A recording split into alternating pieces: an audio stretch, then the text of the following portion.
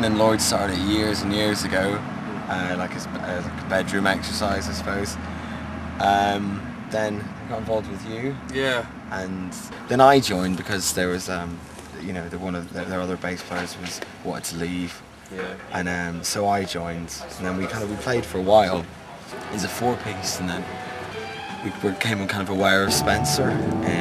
He was in a different band in Leicester, and you know, he sort of became friendly with the band, and eventually it just sort of seemed like the right time for him to join, and so he joined and brings you up now to day one. Yeah.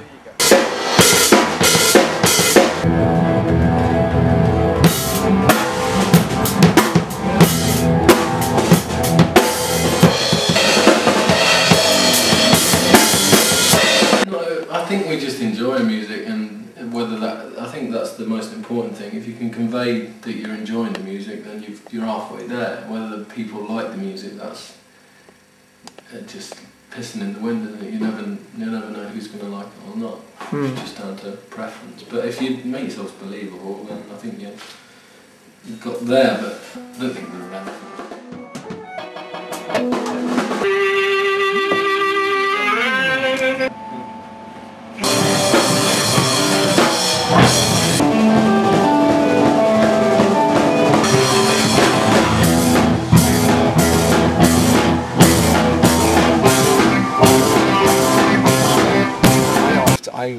You know, when I write very obviously. I mean, I write very much with my heart on my sleeve, and that's something, of course, that you know Martin would not feel comfortable with. I mean, Martin does most of the majority of the lyric writing, and so on, and you know, I help out, and Martin just sort of kind of takes the sentiment of what I do and sort of like makes it into kind of a general voice rather than a personal one.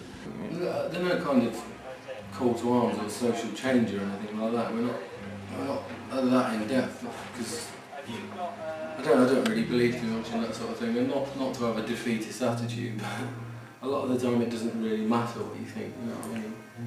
These songs generally kind of have something about them. They're generally kind of born from experience and so on, and if people don't care about us, or people don't care what we have to say, don't fucking listen. But those people that do, you know, more power to them, and I think we are quite relevant in a sense, you know, as relevant as music really can be, I suppose. But by the same token, you know, we're not Henry Rollins, we're not Rage Against the Machine, you know, we're not, you know, none of us are arrogant enough to think that our opinion is important enough to actually kind of, you know, put ourselves on a platform and say, this is relevant. You know. Keep all your dreams alive! Second hand there. There you go.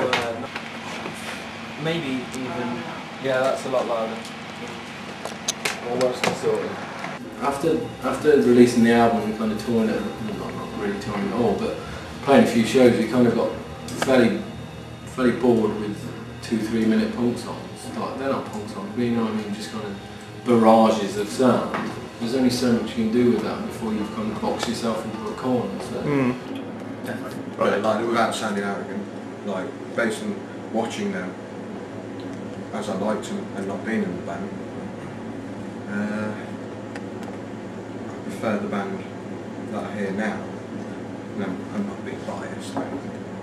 No, I agree with you on that, definitely. I think it's more live, there's a lot more going on, and we're able to do more. You know, it's not so linear. Before it was just like one guitar, one bass, and like the bass had to kind of play a rhythm guitar. You know, it was always, you know, it could never just do its job as the bass. And now we've got two guitars harmonising and doing all kinds of crap.